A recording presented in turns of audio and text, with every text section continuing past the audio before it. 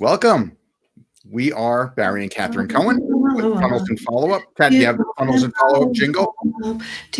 I don't know. I was, I was trying for, having a little jingle in my head, and that's what I was dancing to. But yeah. Well, then let me put it out there. For anyone that would love to donate a jingle to us, we'd be more than happy to take it. You know that means editing on your part, right?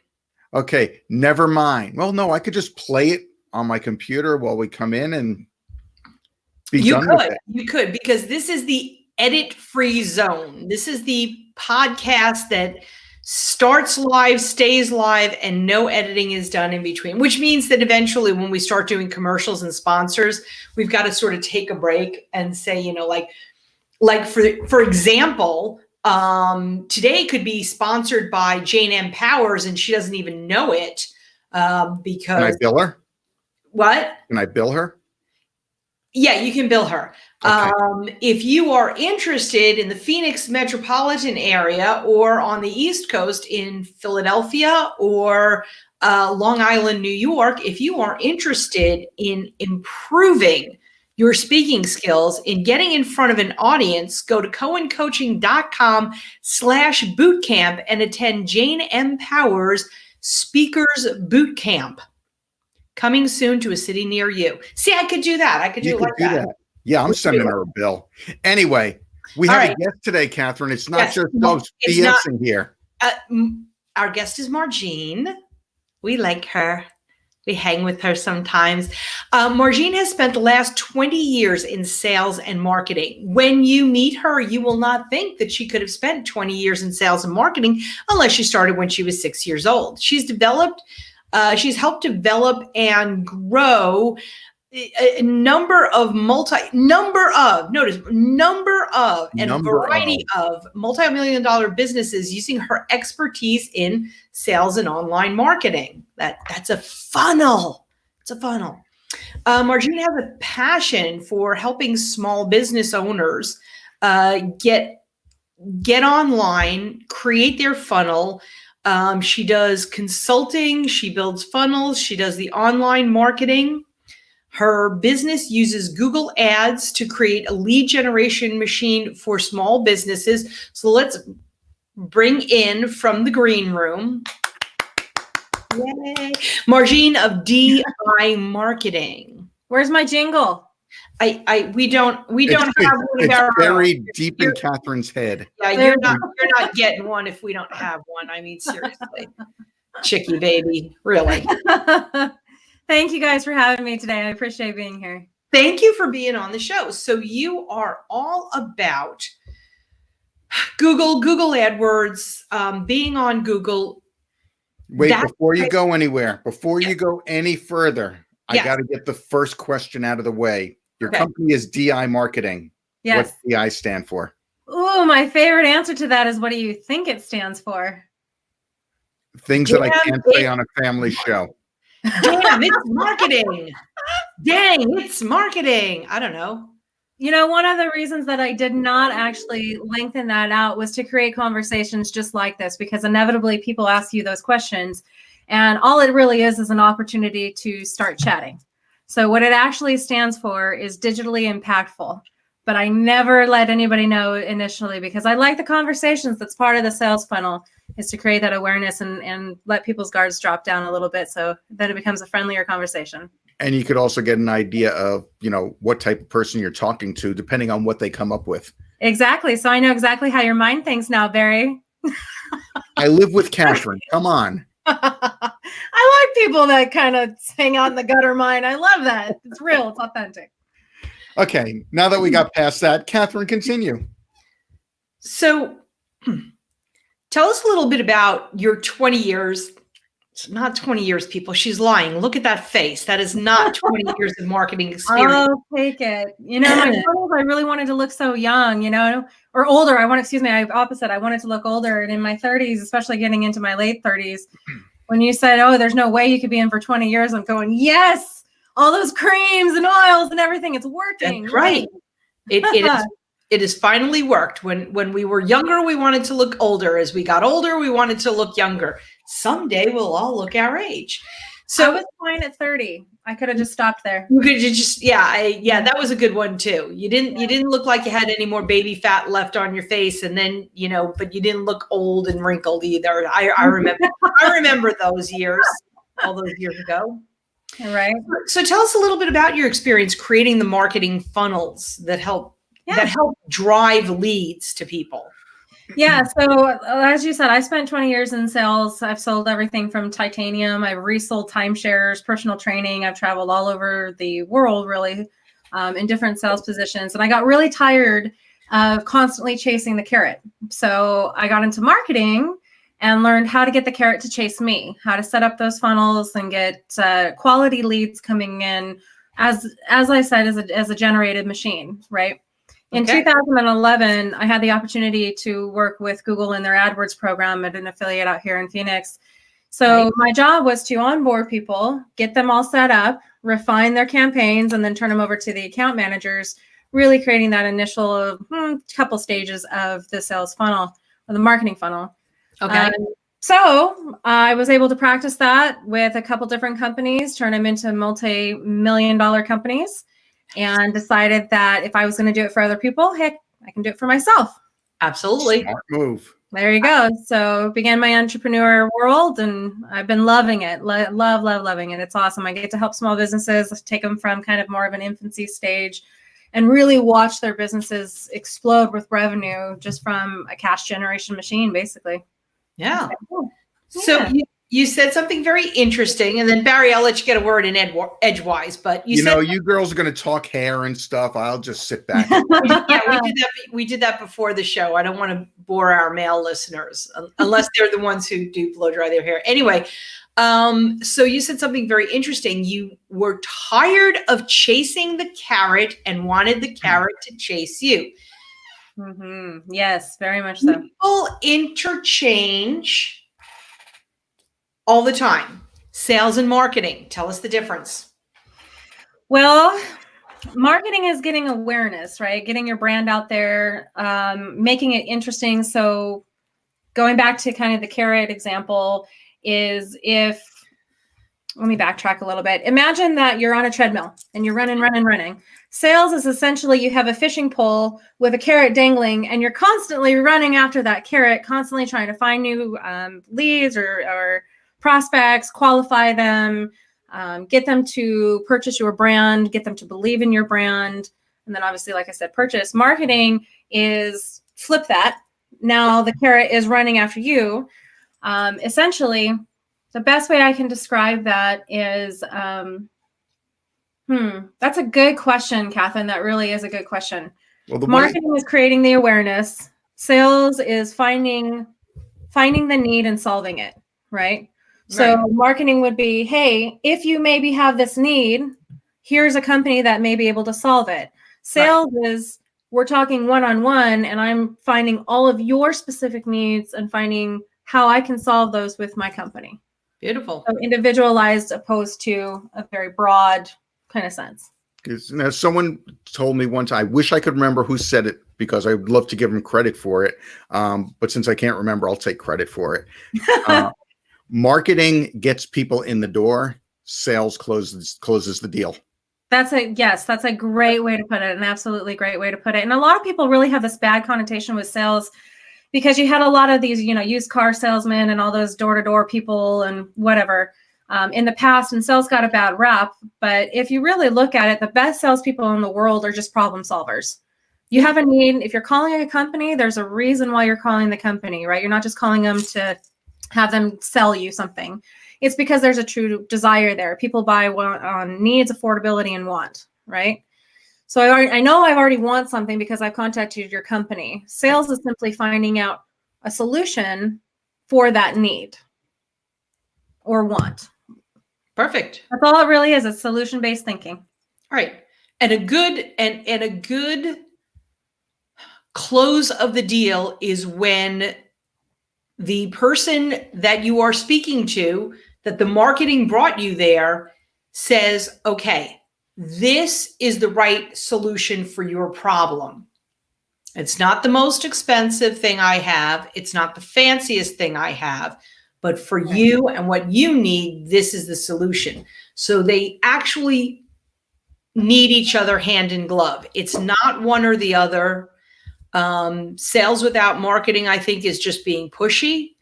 Marketing without sales is shouting into a black hole. It's a closed business. It's a closed business. Yeah. Very much Closed so. business. Very much so. And So- bad marketing with good sales, one can ruin the other, right? If I have bad marketing and I'm bringing in the wrong type of client for the business, then there's no point in even having a sales department. It doesn't matter how much you think you can sell or whatnot, but if people aren't truly interested in what you are marketing, or if you've marketed for blue when it needs to be green, nobody's going to buy because they wanted the green, not the blue. Yep. It's, they feel lied to. It also creates a disconnect with the brand, and it can ruin a brand image very, very quickly. Yeah, and that's one of the things we teach our clients all the time. Know who your ideal high-paying client is, your avatar, and speak directly to them. The others. Can I add to that? Because that's a huge problem. When I ask people who's your target market, and they tell me, anybody with skin. Like, no. Yes, that's exactly how I feel. And from a marketing perspective, you've given me nothing.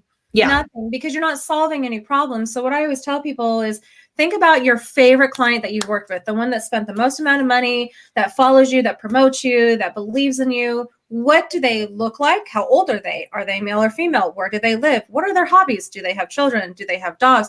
What do they like to do? Right? That's your avatar client. I think people have a really hard time defining their target market just because they're thinking, well, I could do this or I could do that, or who's your favorite to work with? Yes. And who actually spends the most amount of money. That's your avatar client. Details with that. Yeah, it's a big problem out there. I hear so many times, everybody, anybody, well, it depends. No, it doesn't depend. Nope. If you have two different sides of your business, fine. You need to have two different avatars, but really, really define those. And from a marketing perspective, the more that you have defined those, the easier it is to then go after them. You can write specific marketing plans based on their behavior. You can, especially with the online stuff, you can dive so deep into that stuff. And only the people who would actually be potential clients will see your ads, opposed to everybody. Now you're just blowing through money, showing everybody your ads of people who don't care what you do or don't want your services. Yeah. Right. And the people that have, 80% of your ideal client's characteristics, they're still going to hear your message. Yep. And their ears are still going to perk up, and they're going to call you. Yes. It's the people that have 10%, 20% of your ideal client. You don't want to work with those anyway. You don't need them clicking on your ad. You don't need them, costing you money, costing you time. You don't need it. So don't try and attract those people.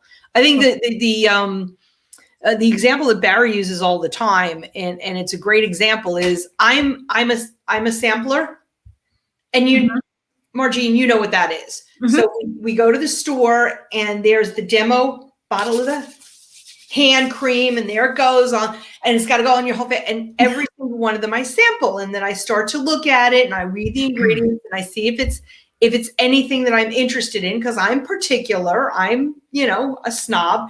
And then the salesperson says, it's great for men, Barry, or they don't know my name at that point. You should really try this. It's great for men. Catherine's there sampling. I'm there looking exasperated. And it happens all the time. And I always tell them, I don't use product, period. Right. Oh, but you should, because this will make your skin soft, will make you look younger. I said, you're making my skin crawl. Yeah. I don't use product. And you know what? You also just lost a sale, because my wife is there sampling every one of your pieces, every one of your products. You could have sold to her easily instead of wasting your time with a hard no. And now they've lost, because anytime you create a negative experience, that negative experience is going to tell 10 to 12 other people, right? Where a positive experience, we're only going to tell maybe 1 to 3 other people. Mm-hmm. So not only did they lose that one sale, times 10, right? Yeah. But all they had to do was, this is the biggest problem I see with people in sales. I'm going to tell you what you want instead of you tell me. Yeah. Anytime you want to close somebody or get them on board with anything that you're doing, you ask questions. The appropriate thing would have been to go over to Catherine and say, oh, I see that you're looking this. Did you try it? What did you think? Was it silky? Do you like it? Hey, did you know that this is also available for men? Is that something that would be of interest to you? Or they could even start with, does your husband use products like this? But you need to ask permission to start selling somebody. You cannot, I repeat, you cannot just go to somebody and start vomiting your information and your opinions on them. It is a really good way to get shot down. As humans, we create this wall. Anytime you're going to tell me to do something, I'm going to create a wall. Absolutely. That is so me. I will find a way to make sure it happens because I told myself to do it. Yeah. You only can accomplish that through questions. And that's why you go back to knowing your avatar, because again, they have the assumption, I'm guessing, anyone and everyone is their target. And they, oh my God, I can't miss a single person who comes by my booth. And now you've missed like a ton more people. Yes. So it's out of desperation. They call it commission breath. It's very true. They get so desperate to sell to anybody and they think that everybody needs this product, that in reality, the only way that you're ever going to sell anybody is if they convince themselves that they need it, not if you convince them. So you have to ask questions. And that's part of the funnel. You guys talk about the funnel. The very first thing they should have done is prospect to see if Barry's even qualified. The first question they should have asked him is, I see your wife is really enjoying this. Do you use products? There's a pre-qualifying question. That's right. That's part of your funnel.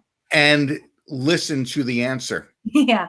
What's the term? You have one mouth and two ears. Use them appropriately. Math. Yes. And salespeople definitely, a lot of them really talk, but the ones that do the best are the introverts actually who listen. There's, I don't know if anybody knows the bank code, but there's B's, right, who are blueprint or very structured. Right. Those type of people who are typically introverts as well do the best in sales because they follow the process and they keep their mouth shut. Yeah, it's very interesting knowing, using one of those methods to also hear, listen, and understand the person that you are talking to. So how do you help with Google, with the marketing? How does that generate leads for your client throughout the funnel? You know, we talk about a funnel versus a colander. And a colander means everybody and their uncle comes in, and at the same time, everybody and their uncle goes out because they're like, not for me. But a funnel is a system where you bring them through this journey and they come out the other end as a client or maybe a vendor. If you've got a vendor funnel, maybe a partner, somebody who is, preaching all about you. How do you generate the leads in the funnel? AdWords is one of those very special kinds of online marketing that actually can hit every single piece of that funnel along the way if you set it up correctly. So the funnel obviously starts with awareness, right? So there's parts within AdWords, and I'm just going to use some techie terms, but I'll try to explain them as best as I can. So there's a display network campaign, and the display network is just when you're on websites, there's always banner ads. Right. The banner ads, that's the display network, is those little banner ads, right? So that's creating an awareness. It's telling people, hey, this brand is here. Did you know that? And it only goes to relevant websites to your target market. So if you are selling maternity shirts, you would not want to be on Harley Davidson's website, but you would want to be on like parenting.com, right? So it's creating awareness, including relevancy. So only in the place where people would actually have the interest. So there's your second step of the funnel, right? Now that I become aware, let me start looking more into that. And you can look when you're on like YouTube, there's video displays, right? Yeah. So when we're on YouTube, there's always ads. That's also done through Google AdWords. Okay. So that creates the interest and the consideration. Now that we've started doing a little bit more research, we're in the research phase. That creates that interest and that consideration because you're looking at relevant content to begin with. Wow, that brand showed up on parenting when I was just poking around. Now that I'm actually looking at how-to videos, it keeps popping up again. Let me look deeper into this. So now we're in intent and evaluation because now I'm going to search that brand, right? So anytime that you do a Google search, the first 3 that pop up are actually ads. That's through Google Ads. And that'll hit during the intent and evaluation period, right? So you have a lot of research going on. Now that should take them to your website, right? If you set your ads up right. Once they get to your website, you have one of two options of things that you can do. You can either have them on there and convert them, or they go away. Well, part of AdWords is creating extra steps. So most people know what retargeting is. Yep. Retargeting are those ads that follow you all over the internet. And all that really is Google AdWords saying, hey, you are interested in this. The company has invested money to keep our brand awareness front of mind. Why don't you go ahead and purchase? Because we know that you're already interested and you're continuing to do research about it. So it's creating that action and loyalty at the bottom of the funnel. So it actually hits every single part of the marketing funnel. And may I add, for our paranoid viewers, Big Brother is not watching you. You've done it to yourself. I'm watching you. Yeah, well, I'm watching you. A lot of people tell that I actually was at a networking event and the speaker got up and said, you know, I swore that God was telling me to buy these pair of shoes. And I just started laughing hysterically. It's not God. It's a good marketer. It's Marjeanne. It's people like me that are telling you to buy the shoes. And there is a way to clear that out. You just got to clear the cookies. Every single site now says, do you accept these cookies? And that's why, is because of retargeting effects. You can also do this stuff for apps. You can do it for shopping where, you know, everybody's done a Google search. Like I just did one earlier for a bookcase so I can get rid of the screen. And the first ones that pop up are products from like Walmart and Kohl's and different places. That's actually AdWords as well. That's a shopping campaign. So you can create direct action, awareness, research phase. You can hit them during every single one. But what AdWords itself does, after you refine it, there's a lot of work that goes into creating it and refining it. But once you have refined it, it generates leads like a machine. Like my husband's company gets a lead every single day from AdWords, no matter what, no matter if he's sleeping, no matter if it's raining, no matter if the market went down, no matter what, it just generates. Okay. Nice. Go ahead, Bear. Okay. Yeah. Because I have a question now. It's completely outside of what we're talking about, but still relevant with YouTube ads. Is the number of premium YouTube subscribers putting a hit on the what's the word, effectiveness of ads on YouTube? Because premium, you don't get the ads. It's still plenty out there. No, there's still, YouTube is the second most search engine. So that would be like saying, I pay a little bit for Google because I want more storage. So are people not using Google anymore because you have to pay $3 for storage? No. There's billions and billions and billions of users, right?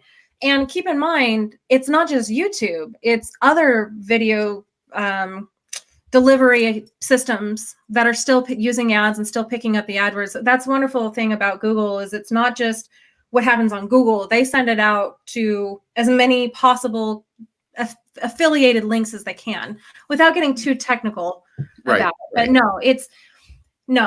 of course, it would have some decrease just because you'll have some of your target market's going to be in there. But no.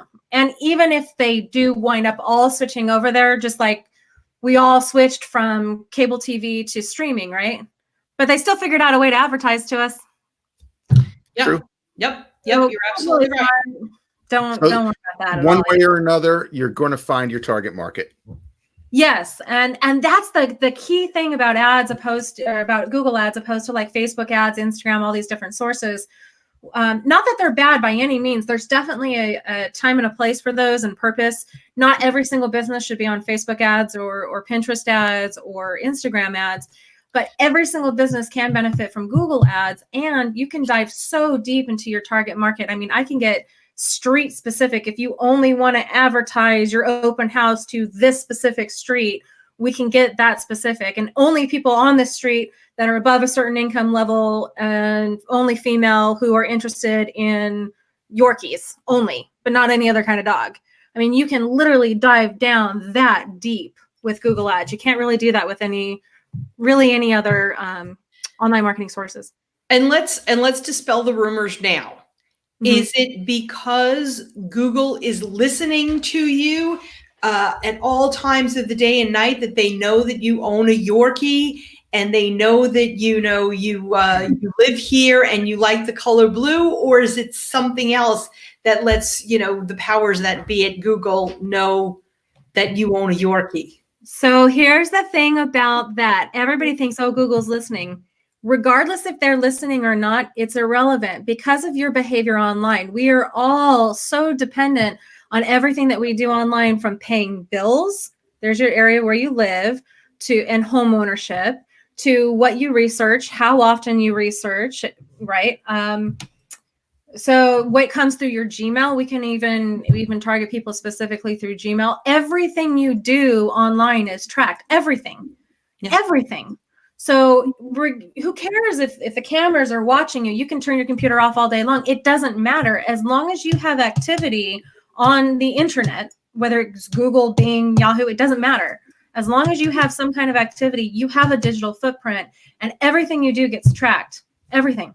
Like, I can't emphasize this enough. You cannot hide from it. Your credit cards get tracked, what you purchase. So even if you don't have an email account and you don't do anything online and you don't have social media, even your credit cards track everything you buy. Everything. Yeah. Catherine, The only way to get away from it is that. I went there. She's just a friend. Yeah. And I encourage everybody to watch Snowden. It will make you paranoid, but that is the world we're living in. Everybody threw a fit when Facebook came out that they're watching. Of course they're watching you. They watch your friends. They watch your dogs. They watch everything. All those everything. are tracking That's everything. That's how they make money. Yes. Yeah. My credit card. I did not even post that we bought a new dog before I started getting advertised for puppy dog food, puppy, all kinds of stuff, because my credit card swiped. And now I have a digital footprint saying I just spent money, $500 at Halo Shelters. Well, there's little spiders that pick up that kind of information. And now, oh, you need dog information. You need cat information. You need that. So I'm more shocked that you paid $500 at a shelter for a dog. As a puppy. It was cute. Cute puppies cost more than, Yes. About $200, $250 more than a normal dog. Yep. But with my little dog, we wanted to make sure that they grew up together because, Stick with mutts. They're cheaper.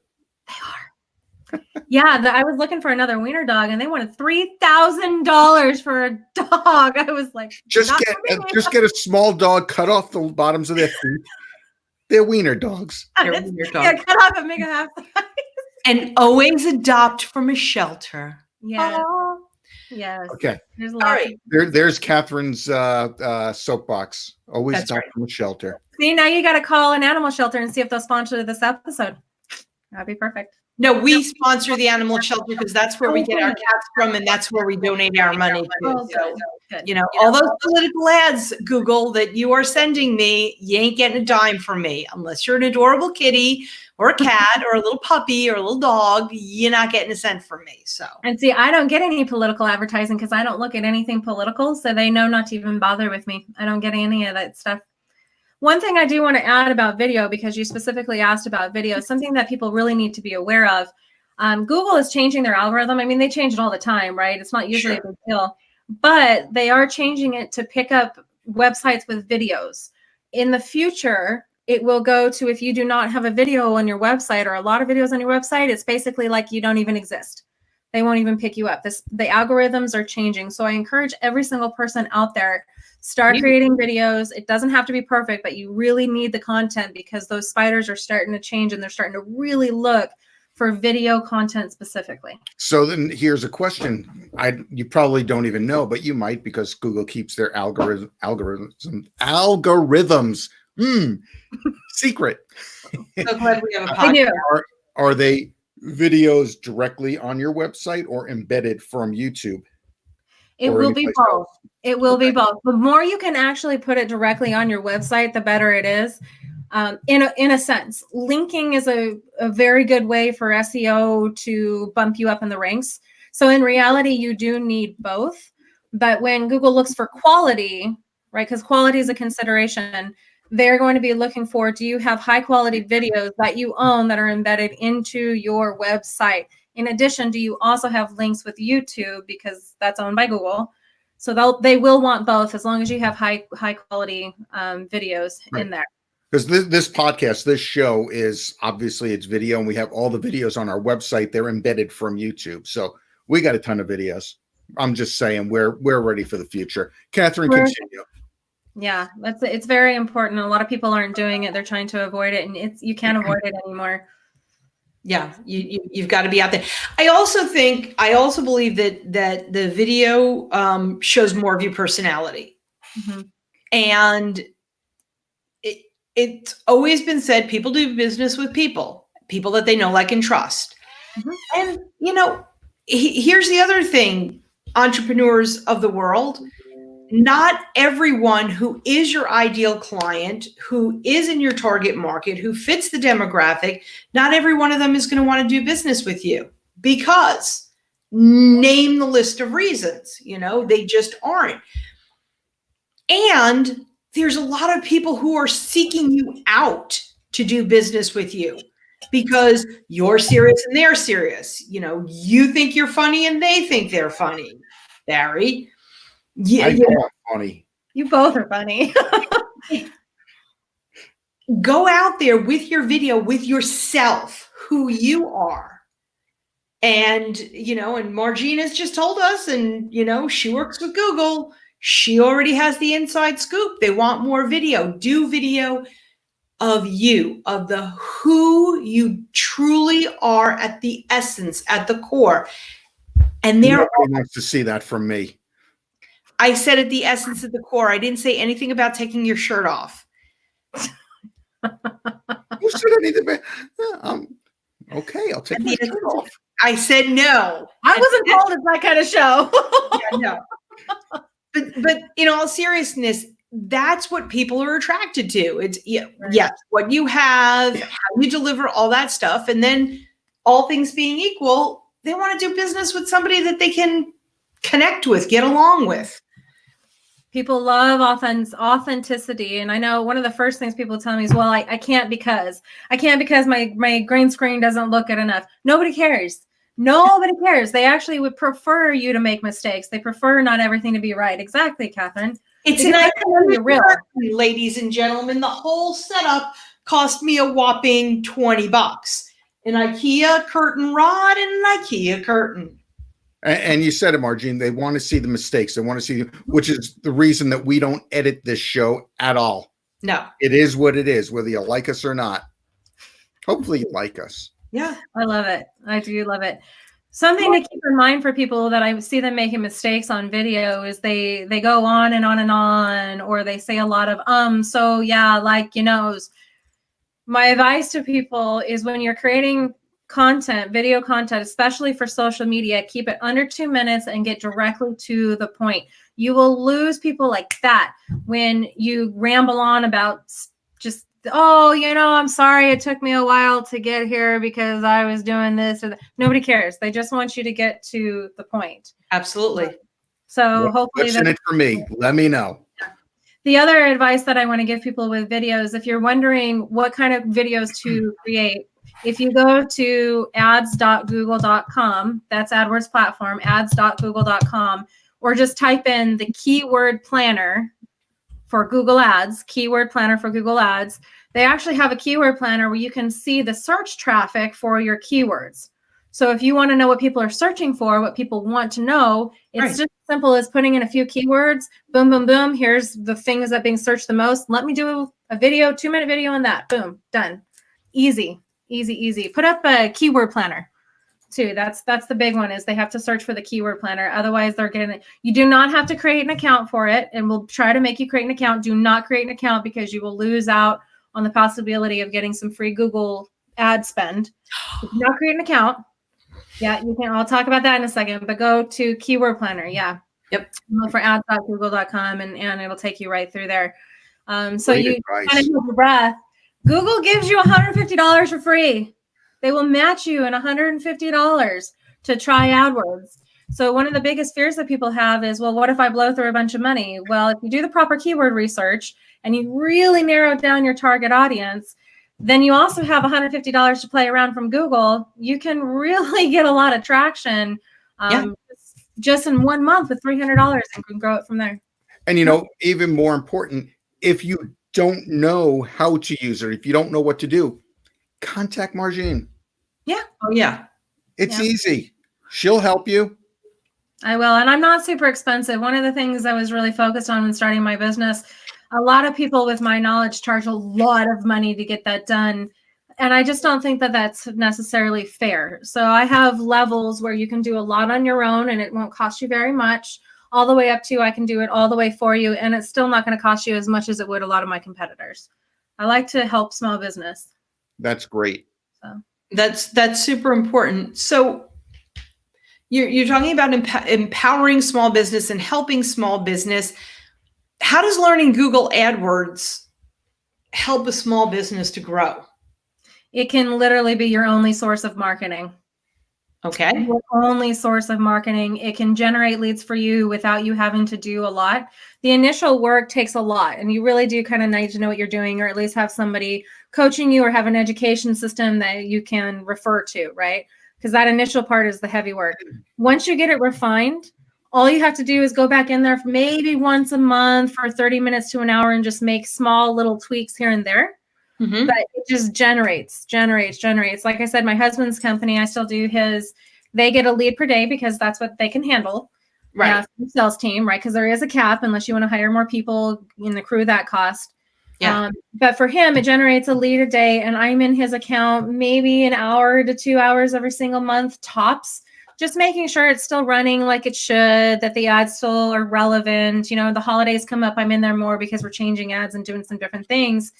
But it gives you real-time results. So you turn it on, within 24 hours, you have results. Every 24 hours, you have new results, so you can track it, right? And if something, rather than spending a ton of money on something that isn't working, if you go 24 hours and you see it's not working, you pause it and adjust it and then try it again, right? So it saves you a lot of money. It saves you a ton of time.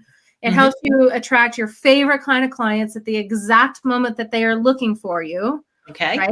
And it can be your only source of marketing. So between all of that, like, to me, it's kind of a no-brainer when people tell me, oh, I can't afford that yet. I'm going, this should be the one you do first. Yeah. Right? The website, do AdWords. It will generate more for you than Facebook, Pinterest, Instagram typically ever will. Now, there's some people that do really well in that, and that's not saying that, they won't, but this is something that you can control, monitor, and monetize quickly.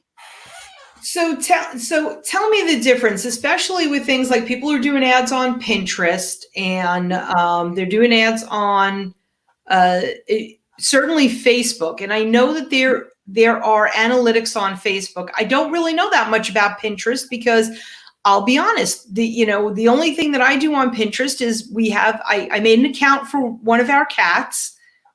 That's Instagram. Oh, that's Instagram. That's not even right. So yeah, so there's an account for the cat on Instagram. You can do ads on Instagram.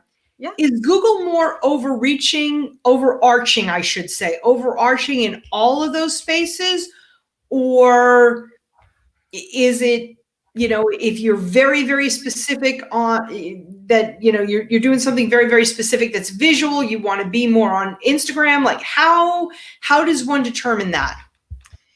Well, I'll say a couple different things, and then I have something I want you to think about, okay? The first thing is in Facebook's engagement, so not their users, but their engagement, how much activity those users are actually doing, is actually going down, right? So you have a market share that's decreasing on Facebook. Okay. Instagram, like you said, there's a heck of a lot of accounts out there that are for the puppies and for the cats and for the random things. You can still advertise to your target market, but not nearly on the level that you can with Google. Google gets really deep in there. Like, I can do demographics. I can do income level. You cannot do that on Facebook or Instagram. It's typically done through geo-targeting. They're a little funky about the demographics because they got into trouble with a few different things, so they had to change what they do. And now you just can't dive super deep into your target market like you can with Google. The other thing I want you to think about is if you're going shopping for something, let's say you need drapes, and you say, I don't want to go to IKEA this time. Where are you going to go? Are you going to go to Facebook, Instagram, Pinterest, Google to look for drapes?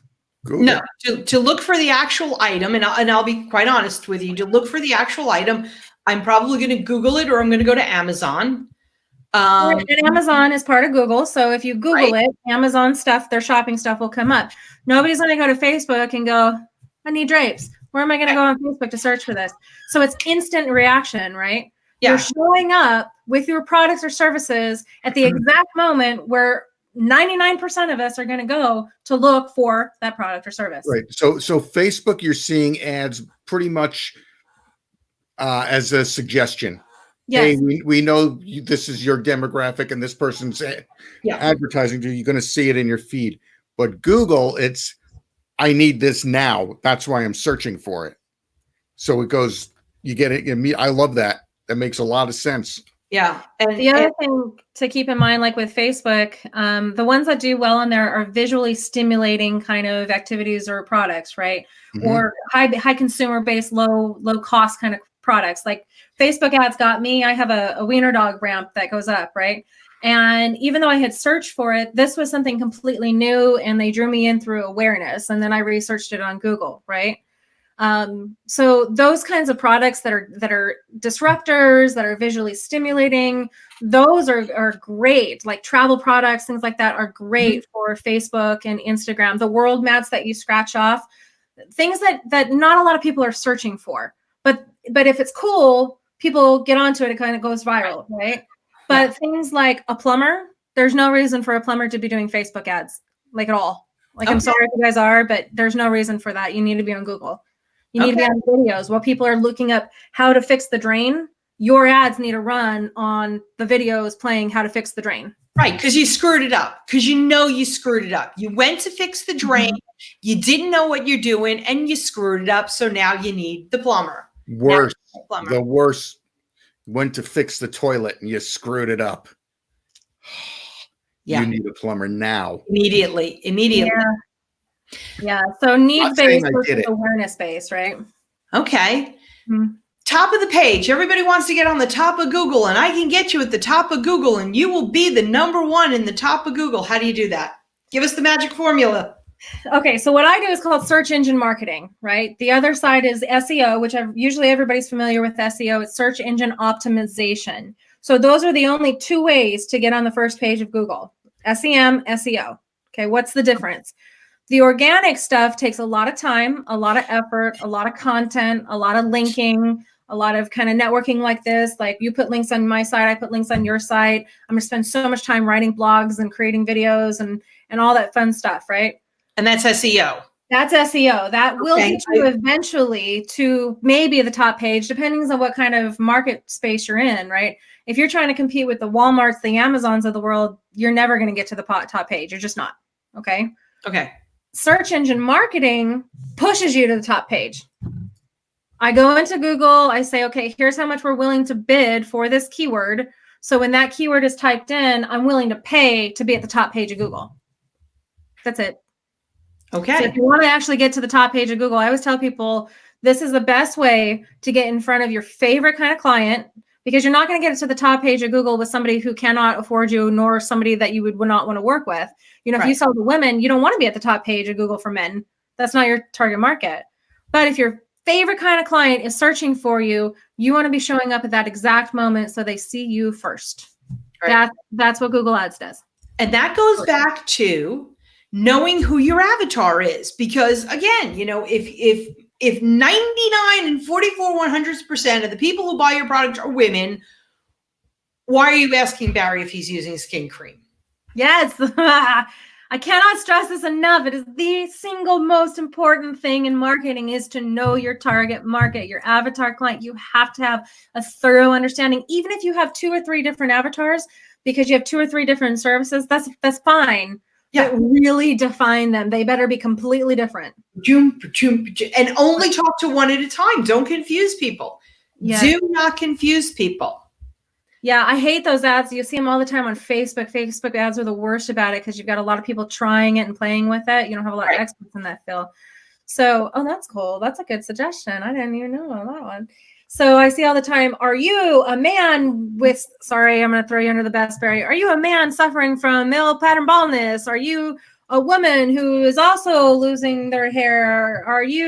Do you have hair growing out your toes? Are you this and that and the other? And there's so many different things involved. All you're doing is creating noise, and the human brain cannot handle it. You've got 2 seconds to capture people's attention. Yeah. 2. That's it. So if you're asking all these different questions and they don't automatically trigger the mind of, yeah, I'm that person. Yeah. If there's a no in there, you're done.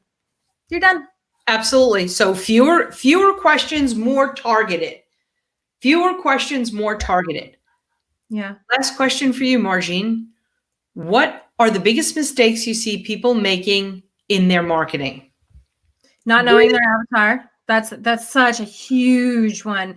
And then me telling you instead of me selling you. So imposing my opinion on you, exactly what you said, like with Barry, right?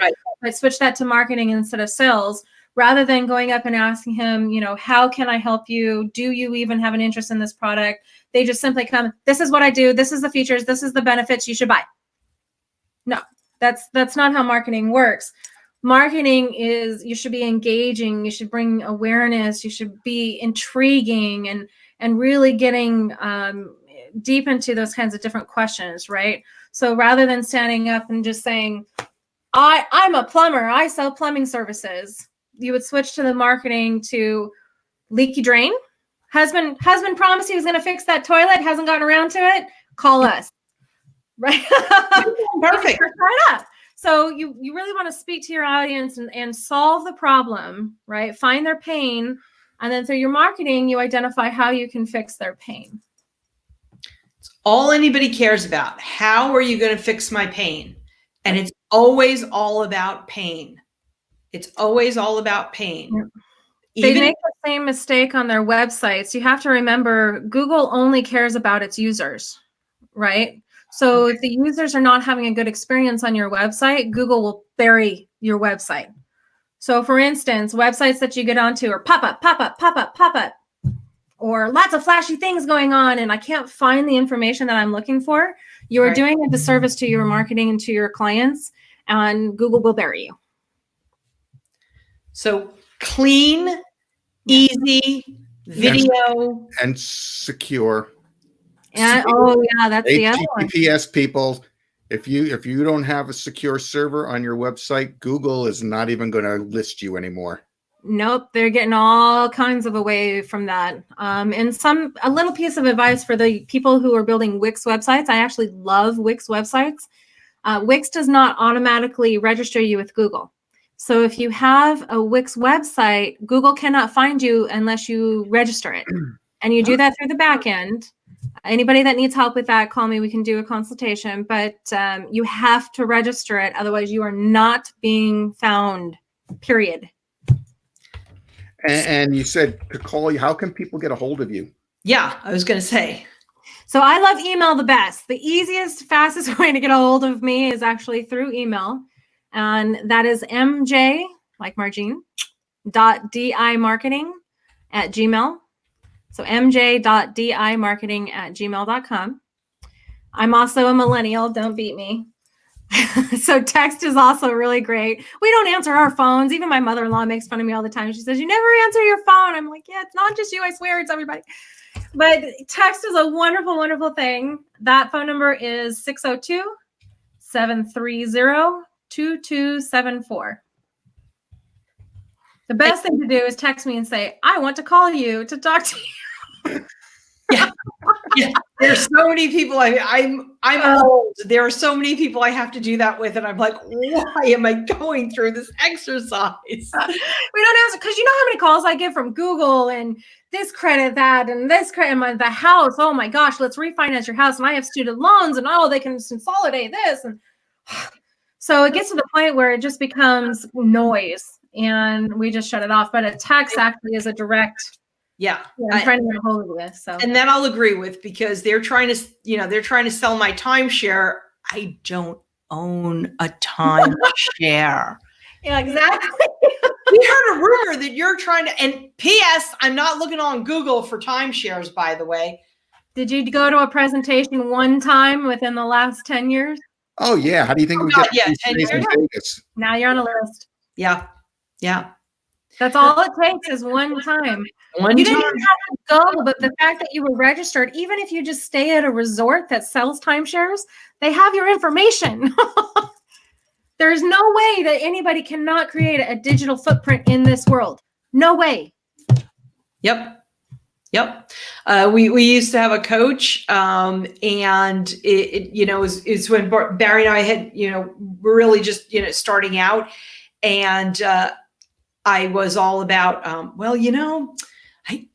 asking for the sale, and people are telling me they don't have money, and I'm thinking they don't have money. I mean, they're telling me they don't have money, and she'd go, Catherine, homeless people have cell phones. That's a good point. Yeah. Boy, oh boy, that's a good point. Yeah. They did a study about homeless people in Vegas. That's where I'm originally from. Okay. And one of the guys out there, they actually followed him around. He was making $360,000 a year as a homeless person begging for money. Yeah. He would beg, in the dirty clothes, and then he would change his clothes around the corner and get into his Maserati or whatever fancy car he had. Yeah. It's, so we're people all will not talk to you if they do not have money. That's a good point. People get that a lot. Well, they don't have any money. They're not going to talk to you if they don't have money. They're not going to talk to you if they can't figure out how to do something. So no. If they're telling you no, you didn't give them enough information. You did not give them enough information. You did not do your job. Or you're just not the right person to work with, which is why you're going to put videos on your website so that they know you're the right person to work with. Yep. That was a ton of information, Marjeanne. I thank you so much. Our listeners, thank you so much. Good. I hope it helps at least one person. It helped me. That's all that counts. Yeah. Good. That's true. So again, Marjeanne, DI Marketing. Get the information out there the right way in the right places. That's the key. You want to do it the right way in the right places. And unless you're an expert, and you can't be an expert in everything, you need some help. So get in touch with Marjeanne. Let her guide you along the way and build your business. Get the right people in the funnel and the right people through your funnel. So until next time, everyone. Bye-bye. Bye. Thank you guys for having me on. Appreciate it. Thank you.